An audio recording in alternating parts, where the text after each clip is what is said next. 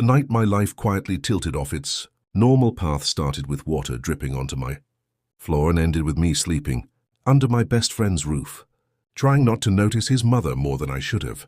My name is Ethan, I'm 24, living alone in a tiny apartment in downtown Portland, Oregon. The kind of place where you can cook dinner, work, and sleep without taking more than 10 steps. I freelance as a coder, mostly small website jobs, fixing bugs, building things no one will remember. Some months are good, some are tight. My routine is simple. Coffee, laptop, work, basketball with friends when I need to clear my head. No girlfriend, no drama. I always told myself I liked it that way. Last Wednesday night, the rain was coming down hard. Portland rain that feels personal, like it's aiming just for you. I got home around 10 gacha, soaked, tired, craving cheap ramen. The moment I opened my door, I heard it. Drip, drip, drip. I looked up and saw water leaking straight through my ceiling, right over my couch. It was pooling on the floor, inches from my laptop charger. I grabbed a bucket, shoved it underneath and called my landlord. He sounded half asleep and annoyed. Old roof, he said. Might take a few days. Find somewhere else to stay. Then he hung up. I stood there in wet socks, staring at my ceiling, realizing I didn't really have anywhere to go. Hotels were too expensive. Most of my friends lived in places just as small as mine. Then I thought of Caleb, my best friend since college. Same age as me. Solid guy, the kind who never lets you down. I texted him, told him about the leak, asked if I could crash for a few days. His reply came almost instantly. Dude, get over here. Plenty of room. Caleb lived about 30 minutes outside the city in a quiet suburb in a house he shared with his mom. I'd met her a couple of times before. Her name was Lillian. She was 45, a piano teacher, widowed for years. Always polite, always composed, pretty in a way that felt calm and distant, like she was standing behind glass. I packed a backpack and drove through the rain. Their neighborhood was the kind with clean lawns and porch lights, glowing soft against the dark. Caleb opened the door with a grin, immediately making fun of how soaked I looked. The house smelled like cinnamon and warmth. Wood floors, framed photos on the walls. It felt nothing like my place. Lillian came out from the kitchen, drying her hands. She wore a sweater and jeans, her dark hair pulled back neatly. Ethan, she said, her voice calm, I'm sorry about your apartment. You're welcome to stay as long as you need. I thanked her, suddenly feeling like a kid again. They set me up on a sofa bed in the living room. It faced a window looking out at the backyard, rain tapping softly against the glass. We ordered pizza and ate together at the dining table. Caleb talked non-stop about work. Lillian mostly listened, asking questions here and there. When she spoke, she chose her words carefully, like they mattered. I caught myself watching her more than once, not in a creepy way, just noticing. The way she held her glass, the way her eyes softened when Caleb joked. There was something quiet about her that pulled at me. After dinner, Caleb went upstairs early. Lillian cleared the plates and told me to get some rest. I lay on the sofa bed listening to the rain, telling myself it was only for a few days. The next morning, I woke to the smell of coffee. Grey light filled the room. I wandered into the kitchen and found Lillian already dressed, pouring coffee from a French press. She asked how I slept, poured me a mug, black, no sugar, exactly how I liked it. We sat across from each other at the table, talking softly. She asked about my work. I told her about freelancing, about the freedom and the stress. She listened, really listened. Not like someone being polite, but like she cared. Caleb came down, rushed, grabbed food, and left for work with a joke and a wave. Suddenly it was just me and her in the house. The day passed quietly. I worked on my laptop in the living room while Lillian taught piano lessons in the back room. Music drifted through the house, mixing with the sound of rain. By evening, it felt normal being there. Too normal.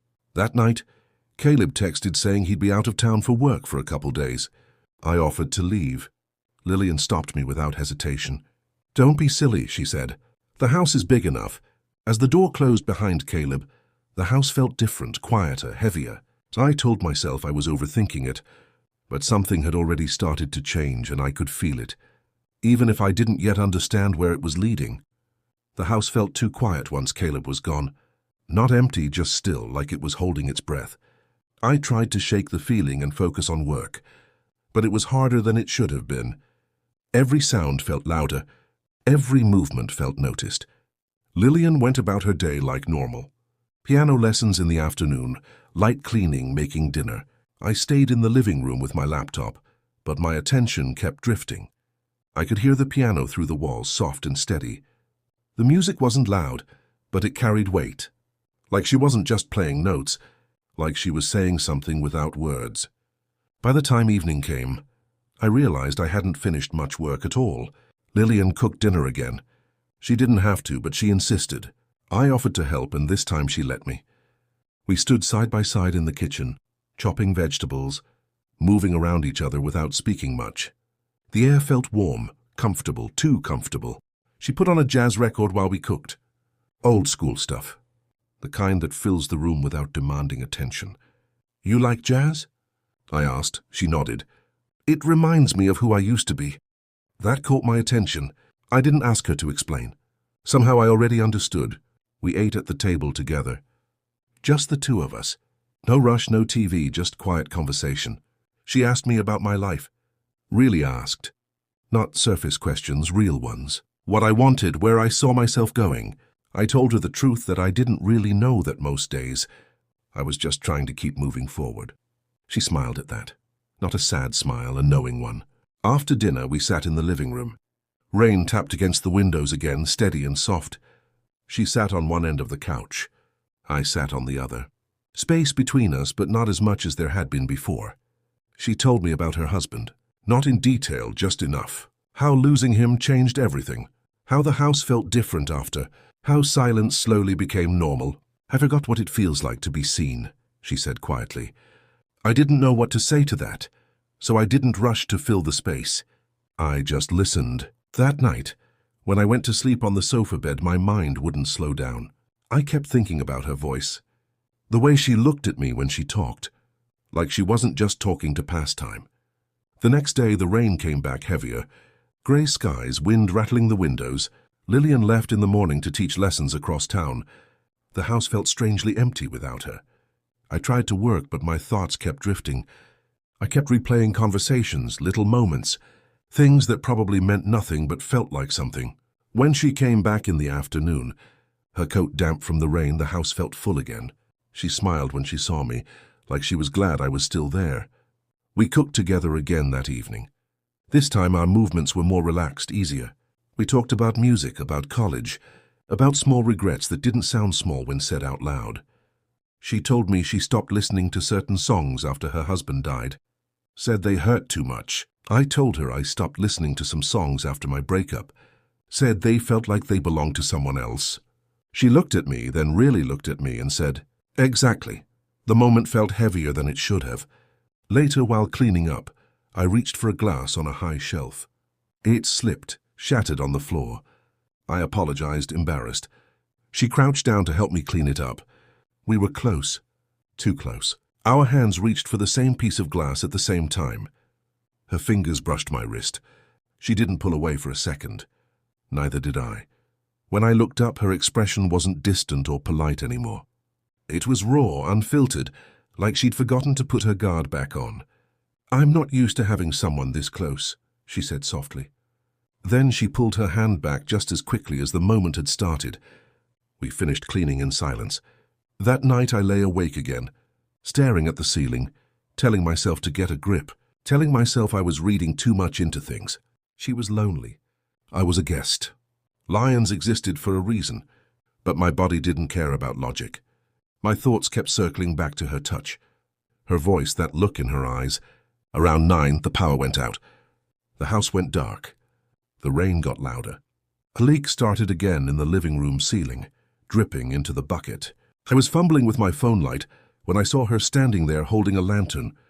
"Come upstairs," she said. "It's dry up there." I hesitated, then followed. Her room was quiet and warm. Candles, a sofa near the window, a bottle of wine. She poured 2 glasses. The storm outside felt like it was closing us in, cutting us off from everything else. We talked slowly, honestly. Then she said it. "I don't want to be his mother right now." Not tonight. Quote, my heart stopped. I didn't move. I didn't kiss her. I just reached out and took her hand. She let me. And in that moment, I knew things had crossed into a place neither of us could pretend away anymore. We sat there holding hands longer than we should have, long enough for my thoughts to stop racing and start settling into something heavier, real. The storm outside kept pounding the roof, thunder rolling low and distant, like it was warning us and daring us at the same time. Neither of us spoke at first.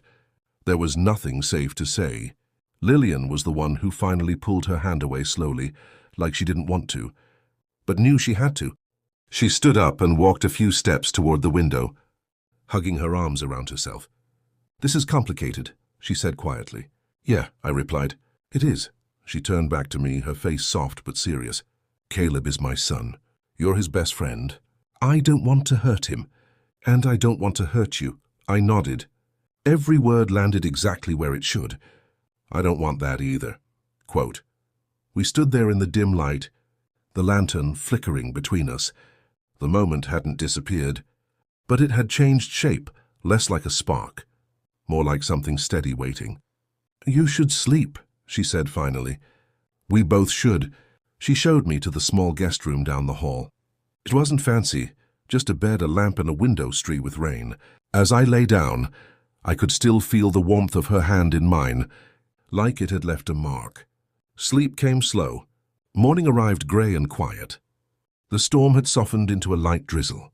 For a moment I forgot where I was. Then everything came rushing back. I got dressed and went downstairs. Lillian was already in the kitchen, coffee brewing, hair tied back, wearing a simple sweater. She looked like herself again, calm, collected. But when our eyes met, something passed between us. A shared memory we didn't need to explain. We talked like normal people about coffee, about the weather, about nothing important. And yet, everything felt important. Oh, text buzzed on my phone. "Caleb on my way back. Be there in a couple hours." The words tightened my chest. I told Lillian. She nodded, unsurprised.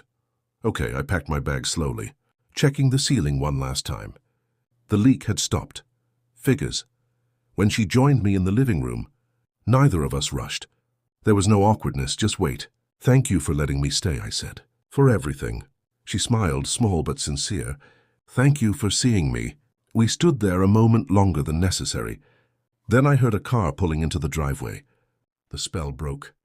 Caleb walked in loud and cheerful, talking about traffic and work like nothing in the world had changed.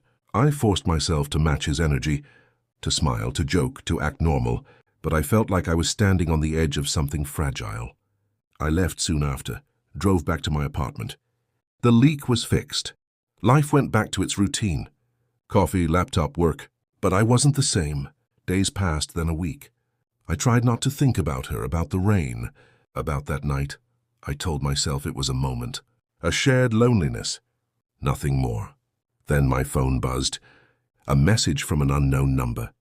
I bought that wine again. It's still on the table. That was all. No name, no pressure, just an open door. I stared at the screen for a long time, knowing that whatever I chose next would matter. And for the first time in a long while, I didn't feel numb anymore. I didn't reply to her message right away. I stared at my phone for a long time, letting it sit on the table while the coffee in front of me went cold. My apartment was quiet again, too quiet. And for the first time, that silence didn't feel peaceful. It felt empty. I kept telling myself the same things. She was my best friend's mother. This could hurt people. This could get messy. This could end badly. But another thought kept pushing through. Softer but stronger. I hadn't felt seen like that in a long time. 2 days passed, then 3. The message stayed there unread, like it was waiting to see who I'd choose to be. The guy who always played it safe, or the one who finally admitted something real had happened. On the 4th evening, it started raining again. Not a storm this time. Just a steady, quiet rain. The kind that doesn't demand attention, but changes the mood of everything around it. I grabbed my jacket and my keys before I could overthink it. The drive to her house felt shorter than I remembered. The neighborhood looked the same.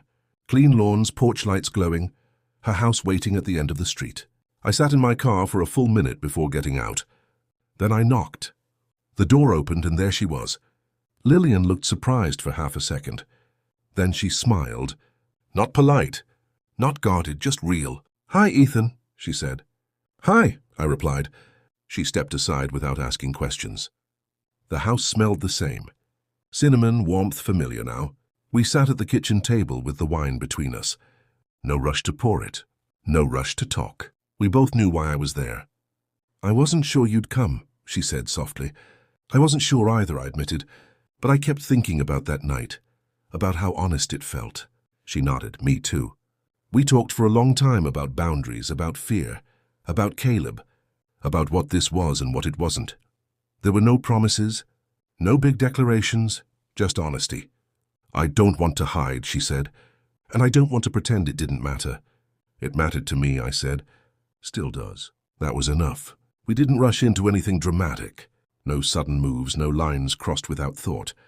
When I finally leaned in and kissed her, it was slow and careful, like we were both making sure it felt right. It did. We took things one step at a time after that. Quiet dinners, long talks, moments stolen when the house was empty. It wasn't easy. It wasn't simple, but it was real. Eventually we told Caleb. He didn't take it well at first. There was anger, confusion, distance. I gave him space.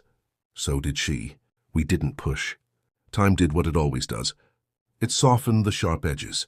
One night, months later, Caleb looked at me and said, "Just don't hurt her." I promised him I wouldn't. Life didn't turn into some perfect story. We had hard conversations. We had days where the age gap felt loud, days where guilt tried to creep back in.